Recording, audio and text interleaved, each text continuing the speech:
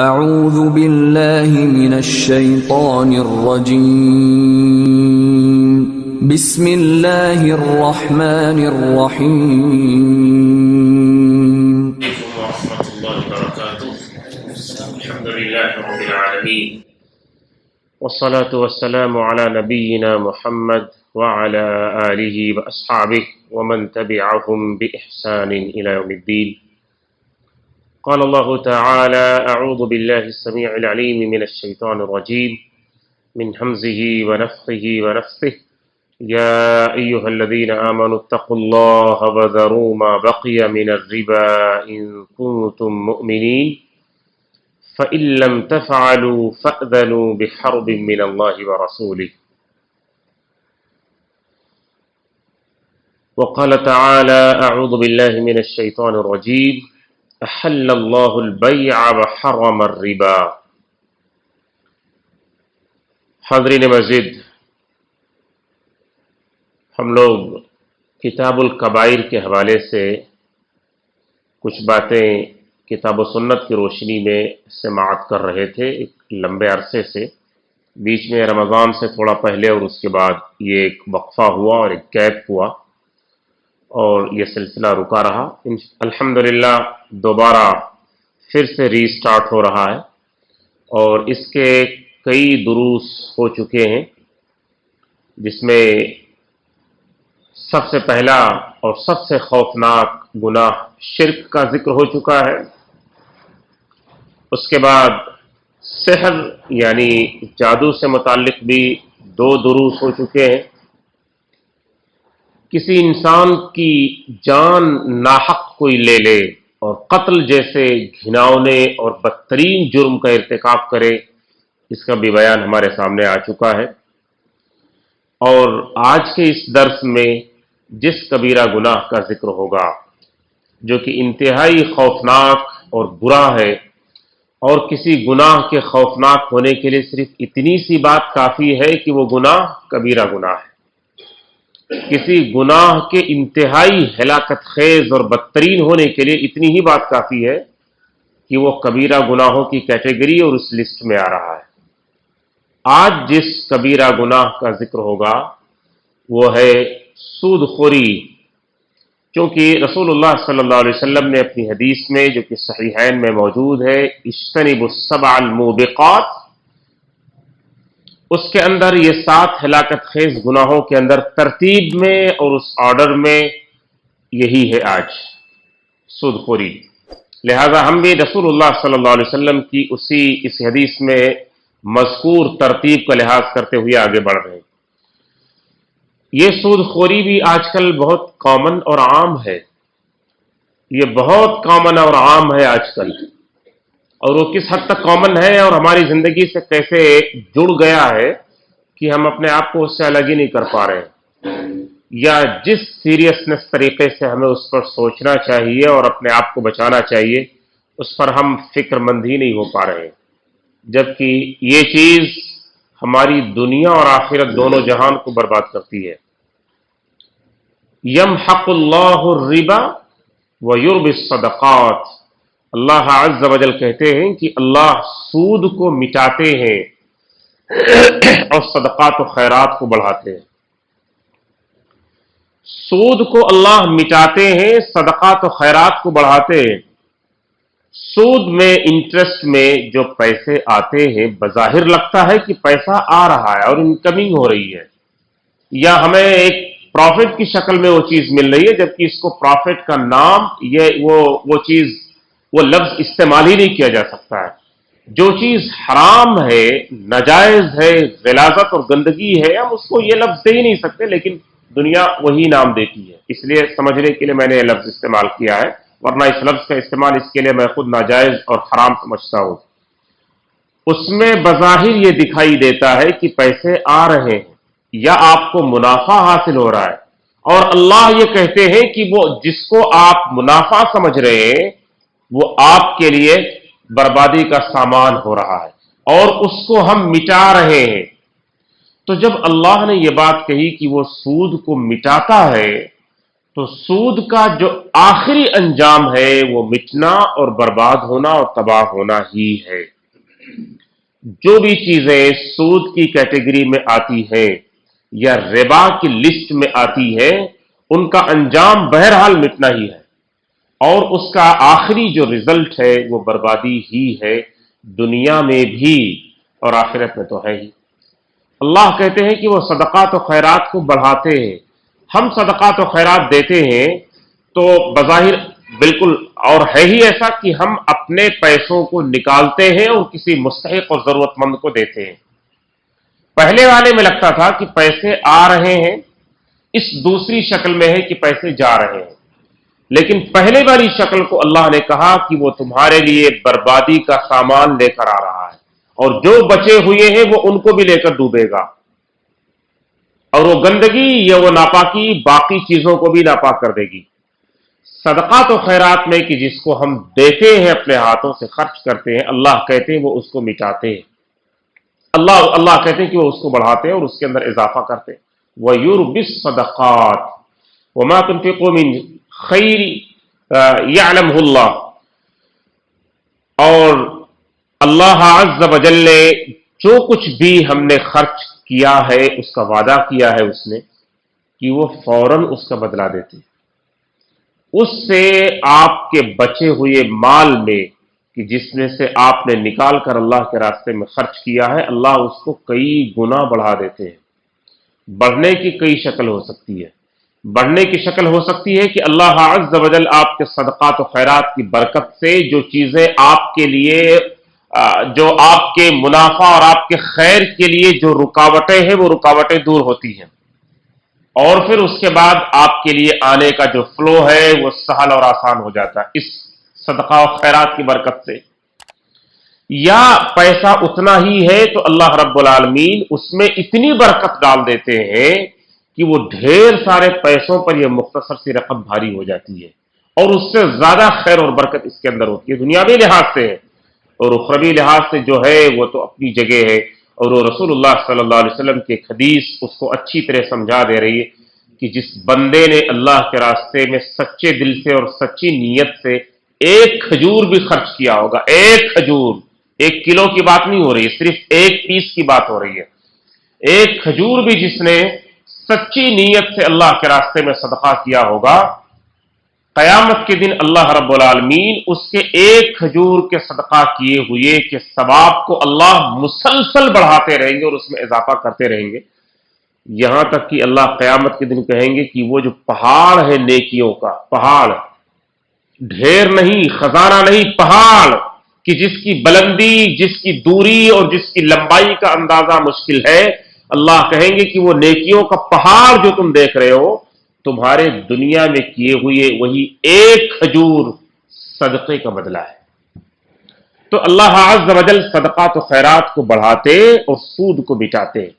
سود کے بارے میں جو شریعت میں جو قباحتیں آئیں، ابھی انشاءاللہ ایک کے بعد ایک آیات اور حدیث ہمارے سامنے آئیں گی، ایک چیز ذہن میں ضرور اس سے ابھرے گی، اور وہ چیز ذہن میں آئے اس سے پہلے ہی میں اس وسوسے کو دور کر دینا چاہتا ہوں کہ شریعت نے اتنا سخت اسٹینڈ کیوں لیا ہے سود کے بارے میں اور انٹرسٹ یا ربا کے بارے میں، اور اتنی شدید باتیں کیوں کہی ہے کہ میں یہ کہہ سکتا ہوں کہ شرک کے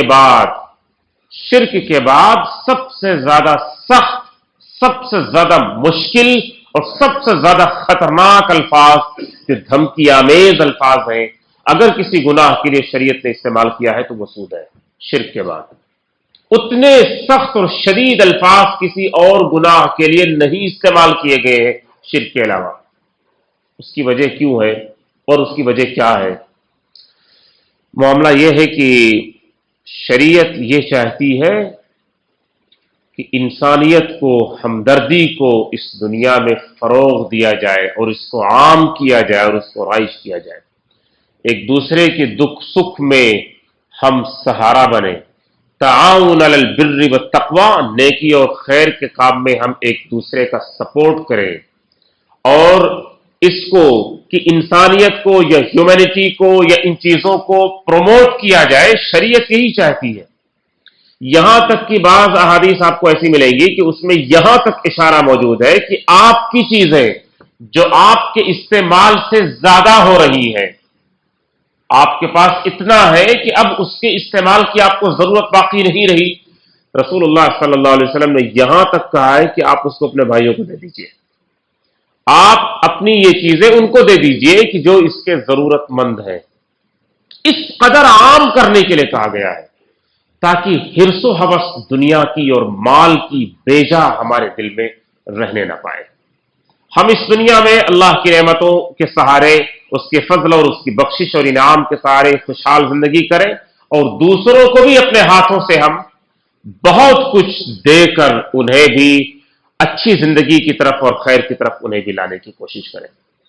سود میں ہوتا یہ ہے کہ سود کے ذریعے یہ جو سود خور ہوتے ہیں، یہ اپنی پوری رقم کو یہ چاہتے ہیں کہ مکمل طریقے سے اس کا کنٹرول اور اختیار ان کے ہی ہاتھوں میں یا انہی جیسے ایک گروپ کے ہاتھوں میں رہے، اور باقی ساری دنیا مفلس اور قلاش رہے۔ آپ کا دین اور آپ کی شریعت یہ چاہتی ہے کہ آپ خوشحال ہو اور ساری دنیا کو بھی خوشحال کرنے میں آپ اپنا کردار ادا کریں، جبکہ سود خوری میں یہ ہوتا ہے کہ ساری دنیا مفلس قلاش اور محتاج رہے اور سود خور کے ہی پاس پورے پیسے اکٹھا رہے، اور وہ آپ کا استحصال کرے اور آپ کو مجبور بنائے رکھے اور سود پر آپ کو پیسے دے دے کر کے آپ کا خون چوستا رہے۔ تو کتنا بڑا فرق ہے آپ کے دین کی جو چاہت ہے یا اللہ اور اس کے رسول کا جو منشا ہے اور سود خوری کا جو پلان ہے، دونوں میں کتنا بڑا فرق ہے آپ دیکھ سکتے ہیں۔ ایک میں خوشحالی کو عام کرنے کی بات کہی جا رہی ہے اور اس پر دنیا اور آخرت کی نعمتوں کا اعلان کیا جا رہا ہے، جبکہ دوسرے میں خون چوسنے کا مضبوط پلان بنایا جاتا ہے اور یہ کہا جاتا ہے کہ آپ قرض کے بوجھ سے کبھی باہر نہ نکل سکے۔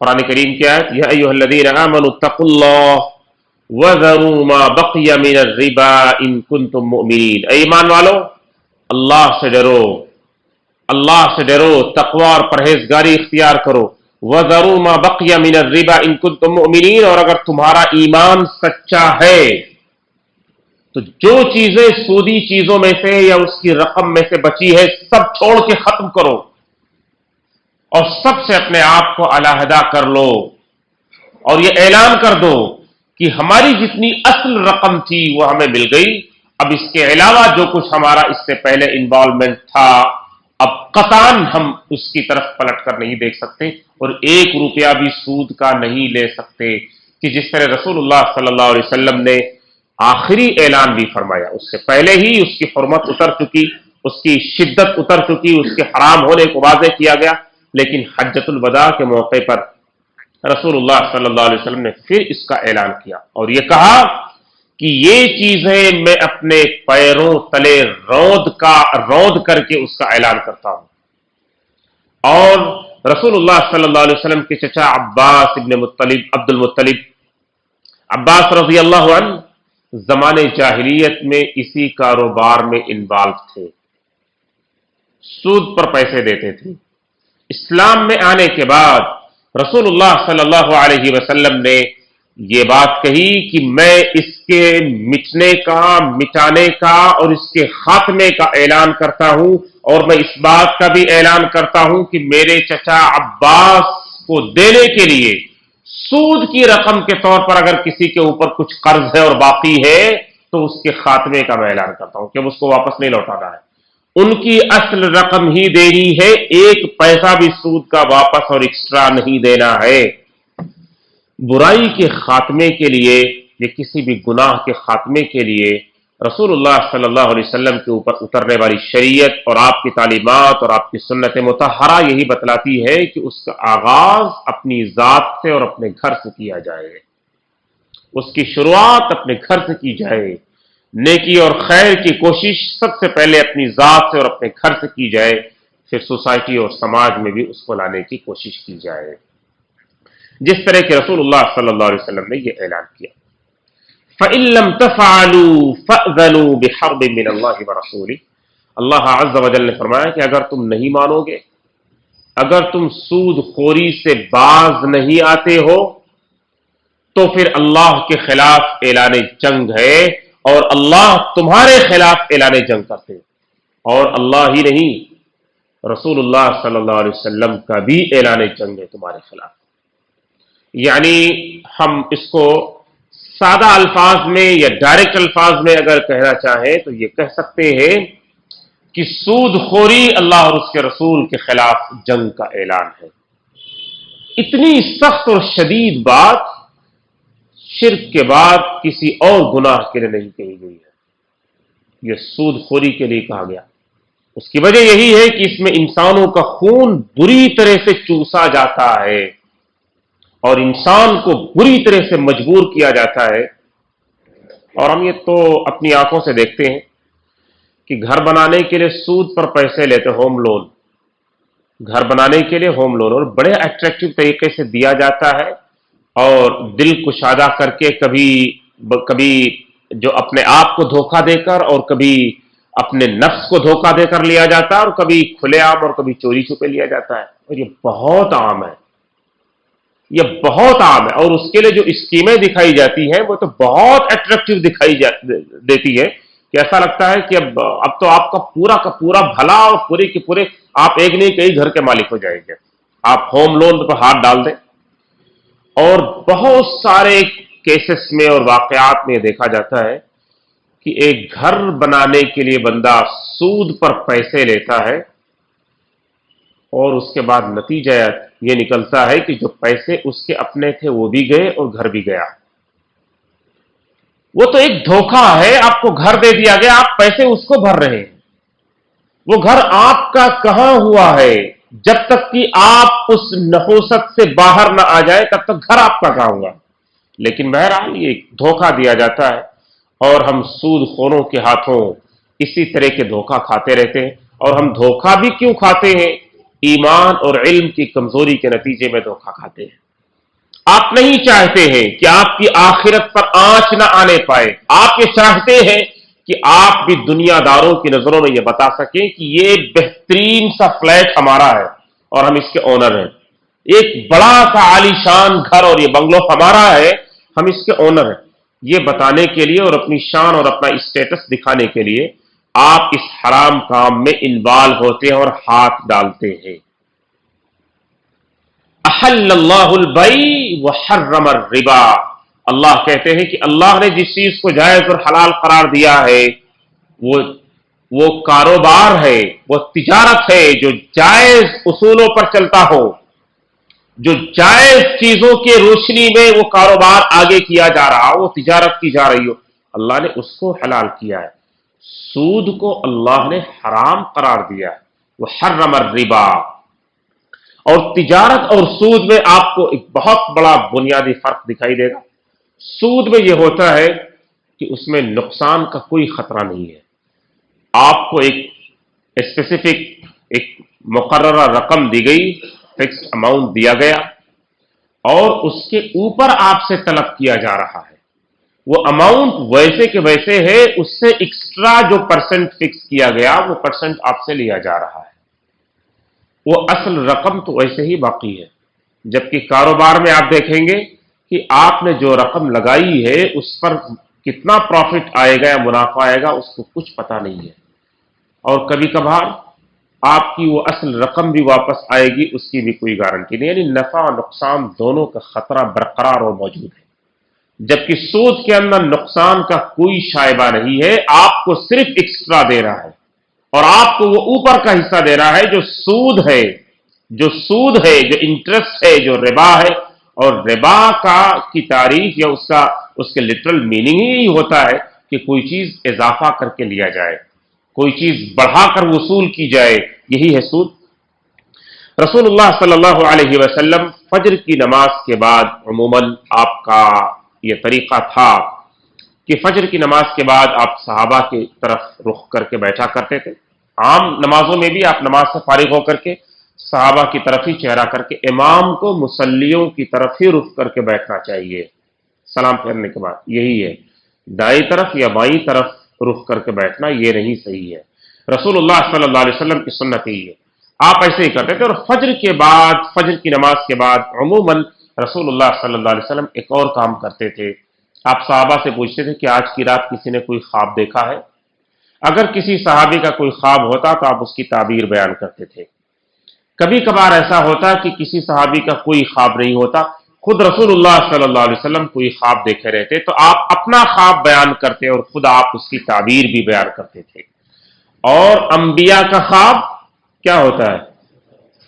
انبیاء کا خواب وحی ہوتا ہے، وہ ہمارے خواب کی طرح نہیں ہے. انبیاء جو خواب دیکھتے ہیں وہ اللہ کی طرف سے وحی ہوا کرتا ہے. کہ جس طرح ابراہیم علیہ الصلوۃ والسلام نے اپنے بیٹے اسماعیل علیہ الصلوۃ والسلام کو ذبح کرنے کا ارادہ کیا اور لے کر بھی گئے، کیا اللہ نے ڈائریکٹ انہیں حکم دیا تھا؟ خواب ہی دیکھا تھا انہوں نے.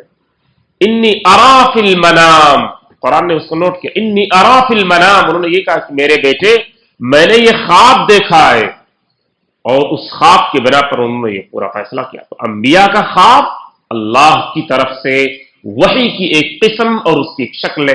رسول اللہ صلی اللہ علیہ وسلم نے نماز فجر کے بعد یہ بات کہی کہ آج کی رات میں نے خواب دیکھا ہے، اور وہ خواب یہ ہے کہ فرشتے مجھے اٹھا کر لے گئے اور بہت دور دراز علاقے کی طرف لے کر کے گئے، اور راستے میں میں نے بہت سارے مناظر دیکھے اور بہت ساری چیزیں میں نے دیکھی.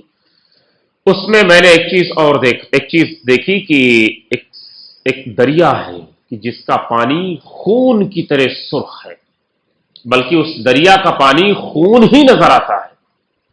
اور اس دریا کے بیچوں بیچ ایک آدمی ہے جو ڈوبنے کی حالت میں ہے، اور کسی طرح ہاتھ پیر مارتا ہوا وہ دریا کے کنارے اور اس کے ساحل پر آتا ہے.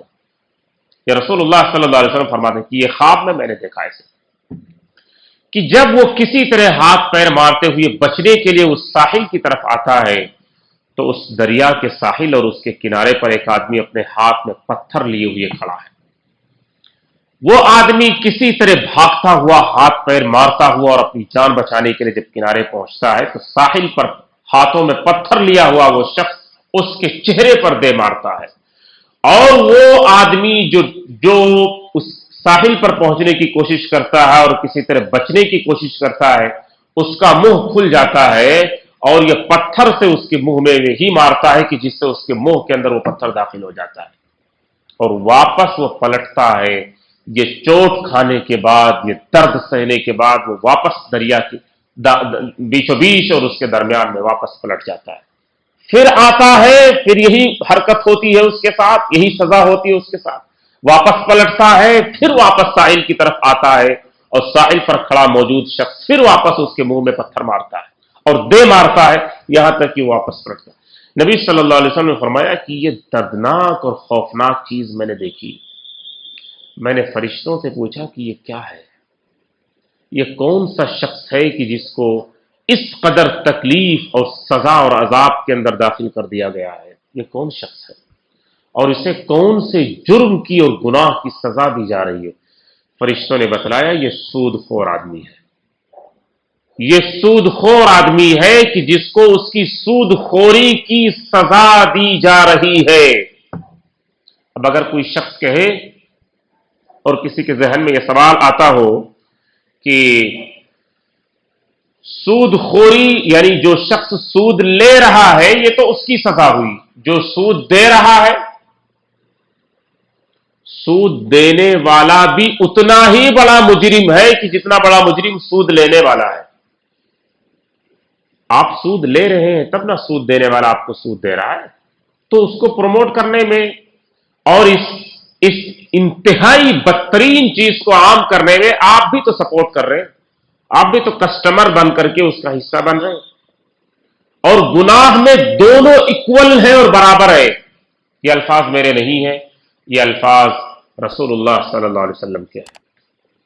نبی صلی اللہ علیہ وسلم کے جو الفاظ ہیں وہ آپ دیکھ سکتے ہیں، اور اس میں اور آپ نے کتنا ڈیٹیل بتایا ہے. حدیث مختصر ہے لیکن باتیں بہت گہری ہے. آپ نے فرمایا لعن اللہ آکل الربا وموکلہ وشاہدیہ وکاتبہ وقالہم سواء. صحیح مسلم کی حدیث ہے. نبی صلی اللہ علیہ وسلم نے فرمایا کہ اللہ کی لعنت ہو سود کھانے والے پر اور سود کھلانے والے پر، یعنی سود لینے والا اور سود دینے والا دونوں پر اللہ کی لعنت ہو۔ اور لعنت کا معنی اللہ ایسے لوگوں کو اپنی رحمت سے دور کر دے، یہ اللہ کی رحمت کے مستحق اور حقدار نہیں ہے، یہ بد دعا کا لفظ ہے۔ رسول اللہ صلی اللہ علیہ وسلم نے بد دعا کی ہے سود لینے والے اور سود دینے والے دونوں کے اوپر۔ آگے دیکھیں، وشاہدی، لینے اور دینے والے پر جو گواہ ہے، جو وٹنس ہے، ان کے اوپر بھی اللہ کی لعنت ہو، اور یہ لعنت اسی طرح ہو کہ جس طرح لینے اور دینے والا ہے، گواہ کے اوپر بھی اسی طرح کی لعنت ہو۔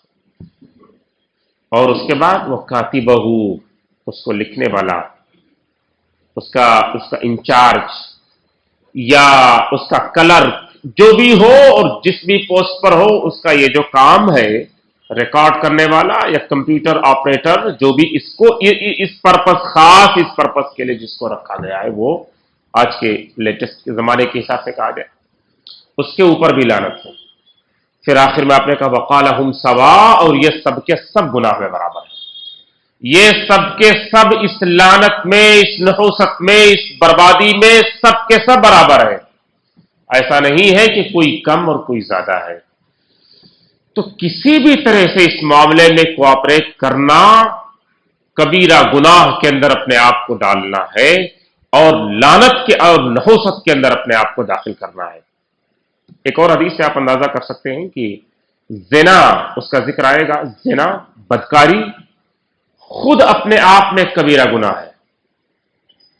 زنا اور بدکاری جیسا بیہودہ، قبیح اور گھناؤنا کام خود ایک کبیرہ گناہ ہے۔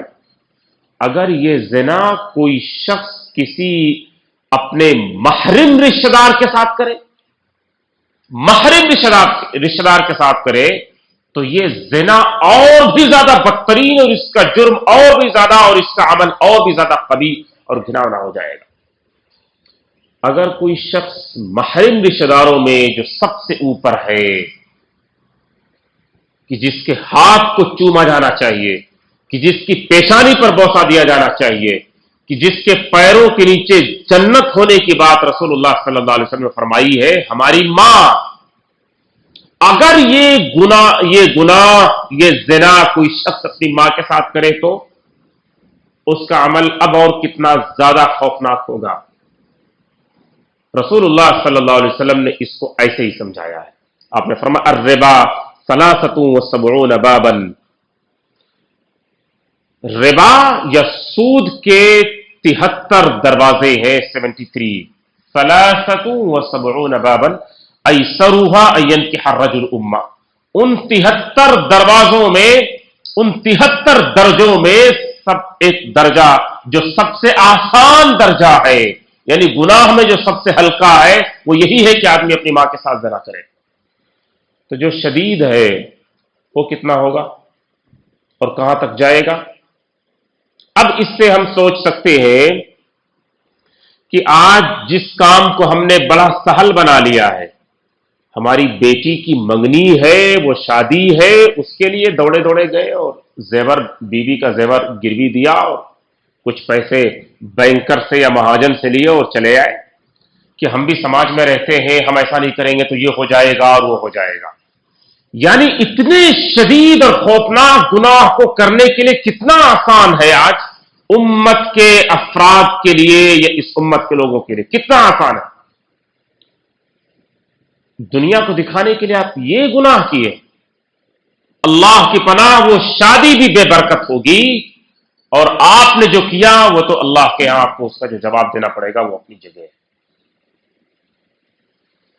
بہت چھوٹی چھوٹی چیزوں کے لیے اب یہ کام کیا جا رہا ہے۔ کاروبار یا بزنس کو بہت بڑے پیمانے پر کرنے کے لیے، اس کو ایک لارج اسکیل پر اس کو کرنے کے لیے، اس کو اسٹیبلش کرنے کے لیے ایک بڑے پیمانے پر بینک سے سود لیا جاتا ہے۔ کس نے آپ کو یہ کہا کہ کاروبار کو بڑا کرنے کے لیے آپ سود لے سکتے ہیں؟ چھوٹا کرنے کے لیے بھی آپ نہیں لے سکتے، بلکہ میں تو یہ کہہ سکتا ہوں اس ساری باتوں کو سمجھنے سننے کے بعد کہ اگر کسی بندے کو ایک وقت کے کھانے کا فاقہ کرنا پڑے اور 3 وقت میں سے اسے صرف اپنی زندگی اور اپنی جان بچانے کے لیے صرف ایک وقت کھا کر زندہ رہنا پڑے، اس کو زندہ رہنا چاہیے اور ایک وقت اسے کھانا چاہیے۔ 2 وقت کا کھانا اگر اس کی مجبوری ہے تو چھوڑ دے، لیکن سود کو ہاتھ نہ لگائے، انٹرسٹ کے قریب نہ جائے۔ اللہ سے دعا کرے وَمَن يَتَّقِ اللَّهَ يَجْعَل لَّهُ مَخْرَجًا وَيَرْزُقْهُ مِنْ حَيْثُ لَا يَحْتَسِبُ۔ آپ تقوی اور پرہیزگاری کو مضبوطی سے تھامیں، اس گناہ سے بچنے کے لیے اللہ سے توبہ اور استغفار کرتے ہوئے اس سے مدد مانگے اور آپ پرہیزگاری اختیار کریں۔ وَيَرْزُقْهُ مِنْ حَيْثُ لَا يَحْتَسِبُ، جہاں سے آپ سوچ نہیں سکتے آپ کا رب وہاں سے بھی روزی دینے کے لیے تیار ہے، اگر آپ نے مشکل حالات میں بھی تقوی اور پرہیزگاری کو ثابت کیا تو۔ لیکن آپ تقوی اور پرہیزگاری کو ثابت کرنا ہی نہیں چاہتے۔ ہم ان مشکل حالات کو اپنے ایمان کے راستے سے فیس کرنا ہی نہیں چاہتے، کیونکہ ایمان ہی مضبوط نہیں بچا، توکل ہی نہیں رہا اللہ کی ذات پر۔ کہتے ہیں یہ نہیں کیے تو پھر کیا ہوگا، بچوں کا کیا ہوگا، اور اس کے بعد کیا ہوگا، ہمارے نہ رہنے کے بعد کیا ہوگا۔ آپ کو کس نے یہ کہا ہے کہ آپ ٹھیکیداری لے لیں اپنی آنے والی 4 نسلوں کی، 10 نسلوں کی؟ ٹھیکیداری اور ذمہ داری لینے کی آپ کو کس نے ذمہ داری دے دی ہے؟ اور یہ ریسپانسبلٹی آپ کو کس نے دی؟ اللہ نے تو نہیں دی ہے، آپ نے خود لی ہے، اور ایک غلط کانسیپٹ، غلط طریقے سے آپ نے ذمہ داری لی۔ رازق اور رزاق آپ نہیں ہے، یہ ہم نہیں ہے، اللہ ہے۔ ہمارے بچے جو پیدا ہوئے ہیں ہمارے سہارے نہیں پیدا ہوئے، اللہ نے ذمہ دار ہمیں ضرور بنایا ہے، لیکن ان کے پیدا ہونے سے پہلے اللہ نے ان کا رزق ان کے لیے مقدر کر دیا ہے، وہ اپنا رزق لے کر اس زمین پر آئے ہیں۔ آپ ٹھیکیدار نہ بنیں، آپ ان کے لیے، رسول اللہ صلی اللہ علیہ وسلم نے بات کہی ہے کہ بہتر یہی ہے کہ باپ اس دنیا سے جانے کے بعد اپنے بچوں کو قلاش اور محتاج چھوڑ کر نہ جائے، لیکن اس کے لیے آپ کو جائز اور حلال طریقے سے محنت کرنی چاہیے، ورنہ آپ محتاج چھوڑ کر جائیں یہ 1000 درجہ بہتر ہے، بجائے اس کے کہ آپ اپنے بچوں کو جو دے کر جا رہے ہیں وہ سود کی بنیاد پر ہے۔ آپ خود اس میں انوالو ہو کر گئے اور ان کے سر پہ بھی یا ان کی گردن میں بھی اس لعنت کو باندھ کر گئے۔ آج کے دور میں کچھ اس کی جدید شکلیں بھی ہیں کہ جن کو میں واضح کر دوں، اور اس سے پہلے رسول اللہ صلی اللہ علیہ وسلم کی یہ حدیث بھی سنتے جائیں کہ اذا ظہر الزنا والربا فی قریۃ فقد احلوا بانفسہم عذاب اللہ، مستدرک حاکم کی روایت ہے۔ رسول اللہ صلی اللہ علیہ وسلم نے فرمایا کہ جب کسی شہر، کسی بستی، کسی علاقے، کسی گاؤں، کسی محلے کے اندر جب 2 گناہ عام ہو جائیں، 2 گناہ، الزنا والربا، جب زنا یا بدکاری کسی شہر، کسی ملک، کسی محلے میں عام ہو جائے، اب یہ کوئی بڑا گناہ یا یہ ایک بدترین اور فحش ہے جب اس کو سمجھا نہ جائے، اور سود بھی جب عام ہو جائے، تو اس قوم کے لوگوں نے اللہ کے عذاب کو اپنے اوپر اب دعوت دے دی۔ اب اللہ کا عذاب اتر کر ہی رہے گا، کوئی روک نہیں سکے گا۔ تو بعض موقعوں پر سزائیں، تکلیفیں، اللہ کا عذاب ہمارے بعض بدعمالیوں کا نتیجہ ہوتے ہیں، اور اس حدیث نے 2 گناہ کو صاف طور پر کہہ دیا، زنا اور ربا۔ یہ 2 وہ گناہ ہیں کہ جو اللہ کے عذاب کو ڈائریکٹ اتار دیتے ہیں بندوں کے اوپر۔ جس قوم، شہر یا بستی یا ملک میں ہو جائے تو عذاب کے وہ حقدار بن چکے ہیں، اب کوئی چیز ان کو اللہ کے عذاب کو آنے سے روک نہیں سکتی۔ بینک سے جو ہم یہ ڈیل کرتے ہیں کہ جو کہ انٹرسٹ اور سود کی بنیاد پر ہوتی ہے، وہ سود کی واضح شکل ہے ہی۔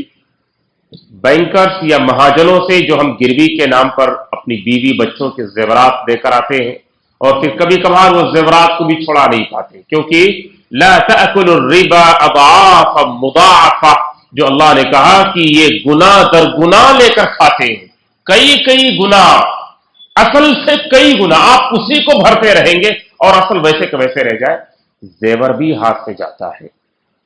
یہ جو کام کیا جاتا ہے یہ بھی سود اور سود کی واضح ترین شکل ہے جو بدترین ناجائز حرام اور کبیرہ گناہ ہے۔ ایسے ہی آپ دیکھ سکتے ہیں کہ فکسڈ ڈپازٹ پر بھی جو پیسے جمع کیے جاتے ہیں تو جو اصل رقم سے بڑھ کر آیا ہے وہ سود ہی ہے۔ لائف انشورنس میں جو کام کیا جاتا ہے سود ہے۔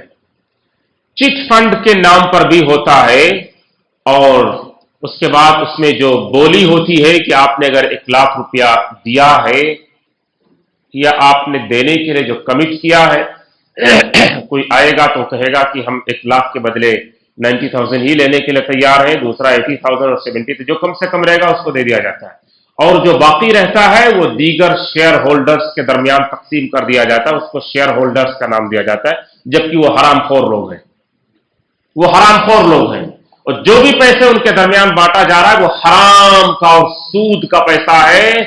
ان بنیادوں پر چلنے والا یہ چٹ فنڈ سود ہے اور حرام ہے۔ ایسے ہی جو بھی چیزیں اصل سے زیادہ دے کر کے اصولی جاتی ہے، اگر سود کی اور انٹرسٹ اور ربا کی چیزیں اور کنڈیشنز اس کے اندر آتی ہے تو وہ سود اور ناجائز اور حرام میں ہوں گی۔ کچھ دنوں سے یا کچھ مہینوں اور سالوں سے ایک چیز کا بڑا رواج تھا، اور بڑا ایسا لگتا تھا کہ آئے دن ہر ہفتے میں یا ہر آئے دن ایک نئی کمپنی کھل رہی ہے جو پونزی اسکیم پر قائم تھی۔ وہ بھی سود ہے، وہ بھی سود ہے، وہ بھی ناجائز اور حرام ہے، وہ بھی کبیرہ گناہ ہے۔ آپ نے ایک اماؤنٹ دیا ہے اور آپ نے منتھلی فکس کر لیا ہے آپ کو اتنا دے رہا ہے، تو آپ نے بھی وہی کام کیا جو بینک والا کرتا ہے، آپ نے بھی وہی کام کیا ہے۔ یہ اور بات ہے کہ جس کے ساتھ آپ نے کیا ہے وہ آپ کو دین اور شریعت کا جھانسا دیا ہے۔ دین اور شریعت کا جھانسا دینے سے کوئی حرام چیز حلال نہیں بن جائے گی۔ جو چیز حرام ہے اس کے اندر اگر کوئی مولوی شامل ہو تب بھی حرام ہے، کوئی وقت کا بزرگ اور فقیہ شامل ہو تب بھی حرام ہے، یا ایک عام آدمی شامل ہو یا اس کے اندر انوالو ہو تب بھی حرام ہے۔ حرام ہے، سب پوری دنیا مل کر بھی اس کو حلال نہیں کر سکتی۔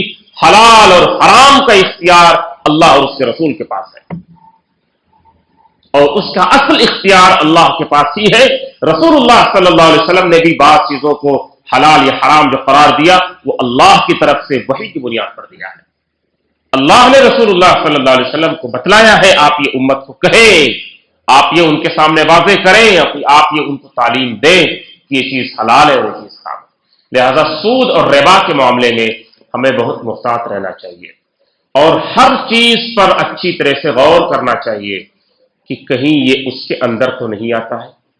اللہ نہ کرے اگر کوئی کام ہم نے کیا کہ جو اس کے اندر آتا ہو تو پھر ایسی صورت میں اس سے اپنے آپ کو دور کر لینا چاہیے۔ یہ کبھی کبھار جو بعض کمپنیوں میں ہم کام کرتے ہیں کچھ لوگ کام کرتے ہیں اور اس میں کچھ پروویڈنٹ فنڈ کے طور پر کچھ کٹتا ہے ہماری سیلری سے، اور وہ جمع ہوتا رہتا ہے۔ جمع ہونے کے بعد ایک بڑی رقم ہمیں ملتی ہے، وہ جو رقم کٹی ہے اس میں سے جو ڈیڈکٹ ہوتا رہا اور ایک جگہ جمع ہوتا رہا، جتنا وہ جمع ہوا اس کے اوپر ایکسٹرا اور ملا کر ہمیں ملتا ہے، تو جو ایکسٹرا آپ کو لگا کر دیا گیا وہ بھی سود ہے۔ ہمیں بچنا چاہیے اور اس کے بارے میں غور کرنا چاہیے، اللہ سے دعا بھی کرنی چاہیے، کیونکہ یہ حرام کام اتنا خوفناک ہے کہ اتنے خوبصورت طریقے سے آج ہمارا پیچھا کر رہا ہے کہ آسان نہیں ہے کہ ہم اپنے آپ کو اتنی آسانی سے بچا سکیں کہ جتنا پہلے آسان تھا۔ آج یہ بے حد مشکل ہو چکا ہے، لیکن جن کے دلوں میں تقویٰ اور خوف ہے اللہ کا، وہ انشاءاللہ ضرور اس سے بچ سکتے ہیں۔ جہاں تک ممکن ہو، جہاں تک کوشش ہو، اپنے آپ کو اس سے بچائیں۔ اس کے لیے جتنی قربانی دینی پڑے آپ قربانی دے دیں۔ آپ کا یہ قربانی دینا اور سیکریفائس کرنا اس کے لیے، اس پر بھی اللہ کے ہاں آپ کو بہت اجر ہے، اور ضرور آپ اجر کے مستحق اور حقدار ہوں گے۔ اللہ ہم سب کو شریعت کی باتوں کو سمجھنے کی اور ان پر عمل کرنے کی توفیق عطا فرمائے۔ اللہ عز و جل ہم تمام کو ہر چھوٹے بڑے گناہ سے بچنے کی توفیق عطا فرمائے۔ کبیرہ گناہوں سے خصوصیت کے ساتھ اللہ عز و جل ہماری اور ہماری نسلوں کی حفاظت فرمائے۔ اللہ عز و جل ہم سب کو ساری زندگی حلال اور جائز طریقے اور راستے پر قائم رکھے۔ اللہ ہمارے جان و مال کی حفاظت فرمائے، برکت دے، امن اور عافیت اللہ ہمیں نصیب فرمائے، ہماری مشکلات کو دور فرمائے، اللہ ہمارے کاروبار میں برکت عطا فرمائے اور حرام سے بچنے کی اللہ ہمیں توفیق عطا فرمائے. ہم سے جو ماضی میں غلطیاں ہوئی ہیں اللہ ان پر ہمیں نادم و شرمندہ ہو کر توبہ اور استغفار کی توفیق عطا فرمائے اور آئندہ ہمیں ان غلطیوں کو دہرانے سے محفوظ رکھے. آمین. اقول قولی ھذا واستغفر اللہ لی ولکم ولسائر المسلمین. السلام علیکم.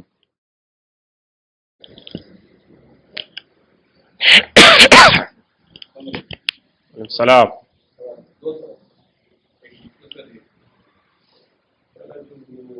بھی لوگ کام کرتے ہیں آخر میں جو پیسے جمع کرتے ہیں کیا وہ پروویڈنٹ فنڈ کے بارے میں ہوگا؟ کسی کمپنی یا کسی بھی جو بھی ہم کسی کمپنی میں یا وہ پرائیویٹ ہو وہ سرکاری ہو جو ہماری سیلری سے جو چیزیں بچتی ہیں جو ہمارے ریٹائرمنٹ کے بعد یا اس نوکری سے ہٹنے کے بعد جو ہمیں وہ واپس دیا جاتا ہے تو جتنا ہماری سیلری سے کٹا ہے اتنا ہمیں واپس ملنا ہمارا حق ہے. وہ ہماری سیلری کا حصہ ہے, وہ جائز ہے. لیکن اس پر اور اضافہ کر کے جو آپ کو دیا گیا وہ انٹرسٹ ہوتا ہے.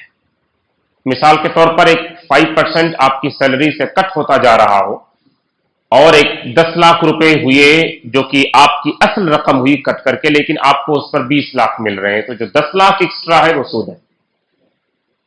دوسرا کیا پوچھیں؟ الحمدللہ ہمارا ایمان ہے سود حرام ہے, اسی طریقے سے وہ حرام ہے. غریب لوگ ہیں, لڑکی والے آج کا حالت ایسا ہے کہ کوئی بیت المال کے لیے ہے تو غریب لڑکی اور لڑکوں کی مدد کی جائے. دوسرا اس کے لیے مسجد کی ذمہ دار ہو یا علماء کرام ہو اعلان میں نہیں کرتے غریب کی مدد کرو, یہ حیثیت نہیں رکھتے نکاح کی کر کے بلکہ اس کو ایکسٹرا بھی نہیں کرتے, وہ صرف شادی مل لینا کچھ بھی نہیں کرتے. وہ کہاں جائے اپنی بیٹی کی شادی کرنے کے لیے؟ اس کو بھی لگانا چاہیے کیا؟ ہاں دیکھیں, آپ نے جو سماج کی مجبوریوں کا ذکر کیا ہے وہ جنون ہے اور صحیح ہے. ایسے بہت ساری فیملیز ہیں, ایسے بہت سارے ہمارے بھائی اور بہن ہیں جو واقعی اتنے مجبور ہیں کہ بیسک چیزوں کے لیے بھی ان کے پاس انتظامات نہیں ہوتے ہیں. ایسی صورت میں انہیں مجبوراً یہ کام کرنا پڑتا ہے. لیکن پھر بھی میں یہ کہوں گا کہ اگر پوری ملت, پوری سوسائٹی, مسجد, اس کے ذمہ داران, مصلیان, سارے لوگ سب ایک سطح پہ آتے ہیں, اگر ہم بیت المال یا اس جیسے کسی فنڈ کو قائم کرنے میں ناکام ہوتے ہیں کہ جس کے ذریعے ان اپنے مجبور بھائیوں کی اور سوسائٹی اور سماج کے ان جنون لوگوں کی مدد کر سکیں, اگر ایسا کرنے میں ہم ناکام ہوتے ہیں تو ہم اللہ کے ہاں ذمہ دار ہوں گے اور اللہ کے ہاں ہم اس پر ہماری پوچھ تاچھ ہوگی, ہم ذمہ دار ہوں گے. لہذا ہم سے جہاں تک ممکن ہو مدد کرنی چاہیے اس معاملے میں اور خیر خواہی کرنی چاہیے ان کے ساتھ, اور بیسک چیزوں کے لیے ہمیں کھڑا ہونا چاہیے.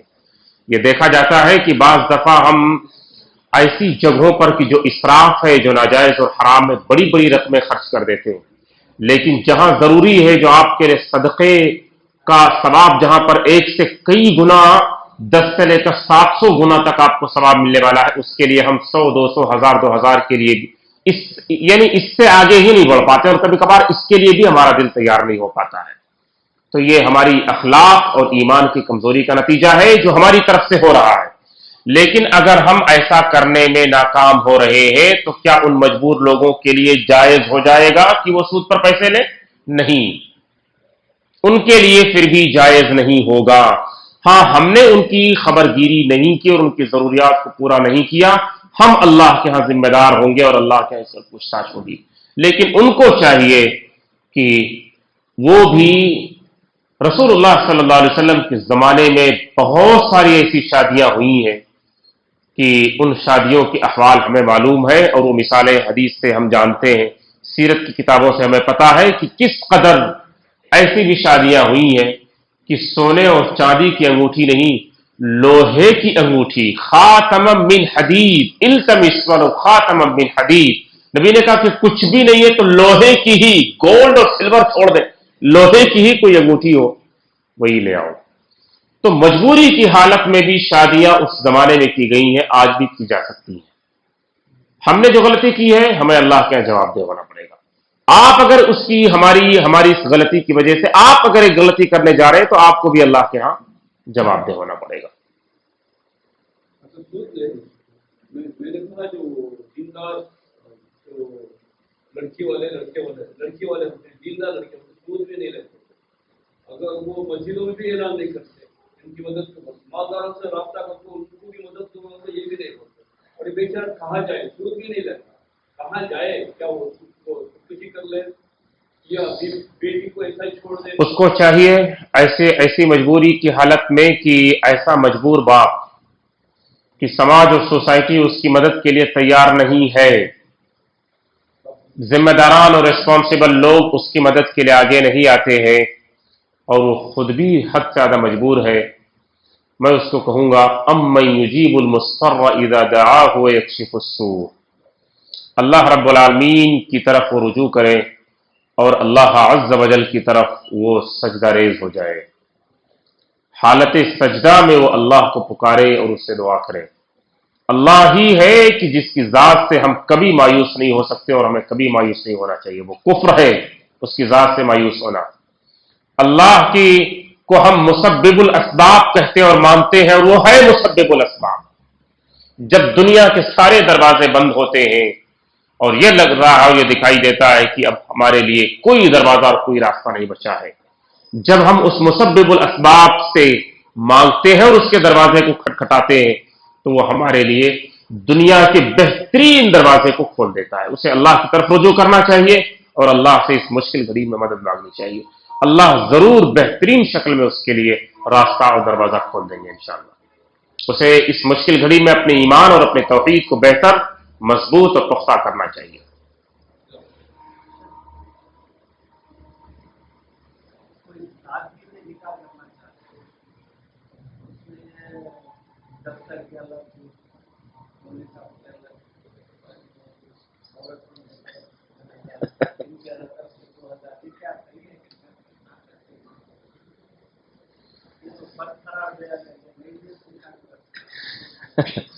دیکھیں بھائی، جو ہے ہمارے بھائی نے سوال کیا ہے کہ کوئی اگر سادگی سے نکاح کرنا چاہے، اس میں ایک چیز اور دکھائی دیتی ہے کہ دفتر کا خرچ الگ اور مولوی صاحب کا خرچ الگ اور دوسرے اخراجات بھی جڑ جاتے ہیں اور شامل ہو جاتے ہیں. یہ جو اخراجات ہیں، پہلی بات تو میں یہ واضح کر دوں کہ نکاح کے صحیح ہونے کے لیے دفتر کی شرط نہیں ہے، دفتر ضروری نہیں ہے. اس کے لیے لا نکاح الا بولی وشاہد عدل، ولی کی شرط ہے اور دو گواہ چاہیے. ولی اور دو گواہ مل گئے اور ایجاب و قبول ہو گیا تو نکاح ہو گیا. کسی ایک پیپر میں بھی اگر لکھا نہیں گیا تو بھی نکاح درست ہے. آپ کو اگر ایسا لگتا ہے کہ دفتر اور اس کا خرچ اس کے لیے جو رکھا ہے انہوں نے اگر مشکل یا بوجھ لگ رہا ہے تو آپ اس کو چھوڑ بھی سکتے ہیں، آپ کا نکاح صحیح اور درست ہوگا. اور آپ اس مولوی صاحب کو بھی ڈھونڈ سکتے ہیں جو کہ فری میں فی سبیل اللہ آپ کا کام کر سکیں، اور ایسے بھی مولوی صاحبان موجود ہیں. اگر آپ ان سے بات کریں گے تو آپ کو مل جائیں گے انشاءاللہ. الحمدللہ بہت سارے نکاح ایسے ہوئے ہیں جو اپنے پیٹرول پر بھی آ کے انشاءاللہ اور اپنے خرچ پر بھی آ کے پڑھا دیں گے انشاءاللہ.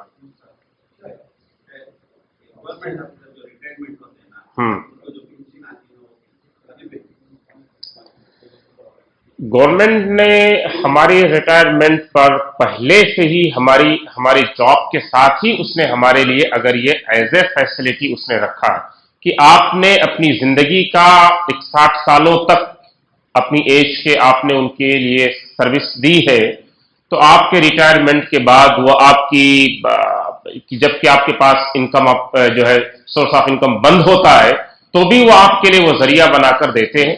یہ ان کی طرف سے ہے، یہ سود نہیں ہے، یہ جائز ہوگا انشاءاللہ.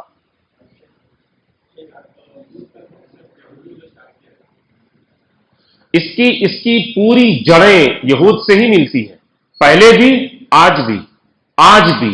میں اس انٹرنیشنل ٹاپک پہ گیا نہیں اور اس پہ جانا نہیں چاہتا تھا اس لیے، ورنہ آج بھی اس کی جڑیں پوری وہی ملتی ہیں، بینکنگ کا پورا سسٹم.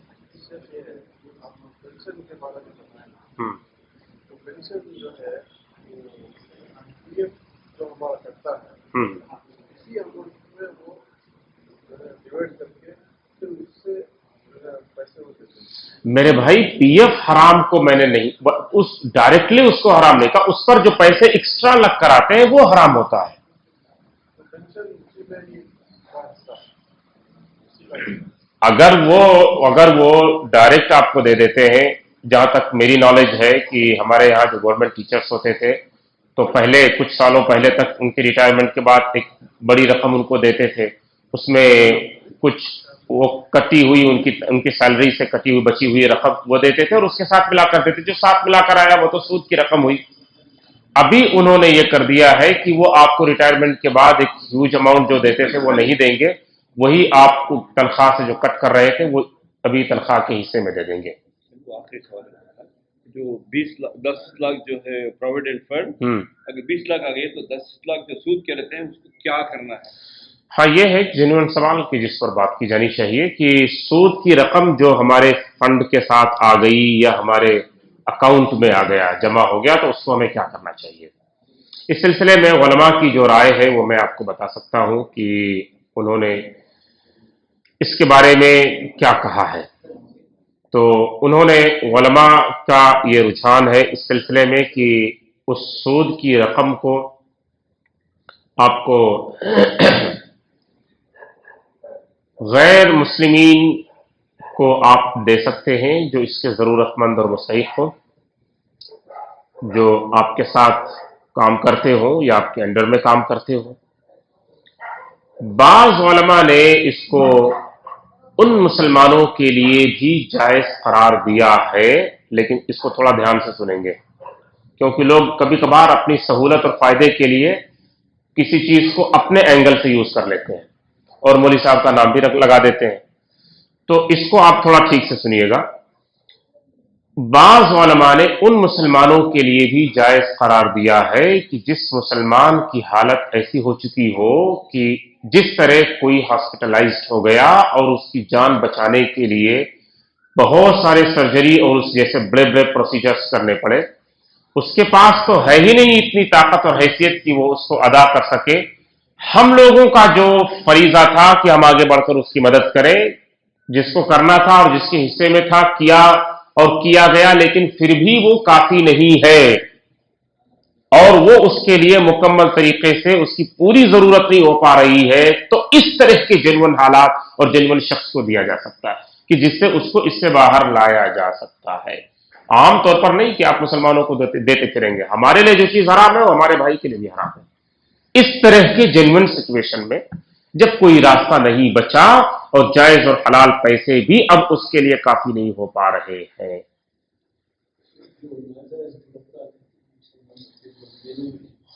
उसमें भी अगर एक बड़ी रकम उसके लिए खर्च हो रही है तो ऐसे मौके पर भी उसके लिए भी खर्च किया जा सकता है। या आपकी जायज चीज के लिए, मिसाल के तौर पर आप अपनी जगह पे कोई घर बना रहे हैं, वो जमीन आपकी है, लेकिन उसके बावजूद भी आपसे रिश्वत तलब की जा रही है कि आप आगे कर ही नहीं पाएंगे जब तक कि आप रिश्वत नहीं देंगे, जबकि आप कोई इल्लीगल नहीं कर रहे। इल्लीगल करने के लिए रिश्वत देना वो तो हराम है, इल्लीगल करना भी हराम है, रिश्वत देना भी नाजायज है। लेकिन आप लीगल और अपना जायज लॉ ऑफ लैंड के हिसाब से आप काम कर रहे हैं, उसके बावजूद भी अगर अथॉरिटीज आपको काम करने नहीं देती हैं कि जब तक कि आप उनको रिश्वत ना दें, तो उस रिश्वत की रकम के लिए आप इस सूद की रकम को इस्तेमाल कर सकते हैं, बजाय इसके कि आप अपने हलाल चीज को इस्तेमाल करें।